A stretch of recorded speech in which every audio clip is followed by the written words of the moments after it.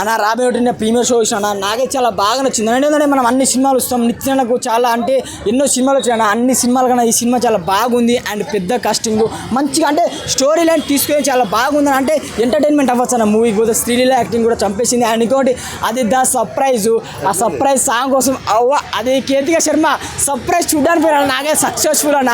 అసలు ఆమె dance choreography మన శేఖర్ మాస్టర్ చింపేసింది భయ్య. నాకైతే కీర్తిక శర్మ ఐటమ్ సాంగ్ అది ద సర్ప్రైజ్, అది ముందుకు పోతలే అన్నది. ఏం చేస్తాం నాకైతే చాలా కొంచెం యాంగిల్ వైడ్ పెట్టాడు, లో యాంగిల్ పెడితే బాగుండాలని అనిపించింది.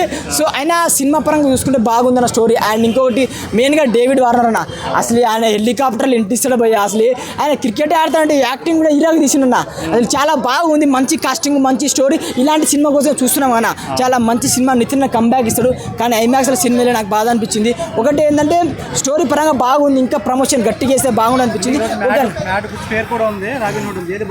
అన్న మ్యాడ్ స్క్వేర్ అది ఎంటర్టైన్మెంట్ అన్న, ఇది కొంచెం డిఫికల్ట్ స్టోరీ అన్న. రెండు బాగానే ఉన్నది. మ్యాడ్ కూడా చూసిన, అది కూడా బాగానే ఉంది. అది యూత్ఫుల్ ఎంటర్టైన్మెంట్. ఇక్కడ ఏంటంటే డైరెక్టర్ గారు చిన్న చిన్న మిస్టేక్ చూసుకోవాలి. ఎందుకంటే ఒక పెద్ద కాస్ట్తో సినిమా, భారీ బడ్జెట్ సినిమా సార్ కొన్ని చూసుకోవాలి. రాబిన్హుడ్లా ఓకే అన్న. Nithin comeback movie, Nithin acting మాత్రం సూపర్ చంపేసాడు. కంబ్యాక్ మూవీ చిన్న చిన్న మిస్టేక్ చూసుకుంటాడు, హిట్ అవుతామని అనిపించింది.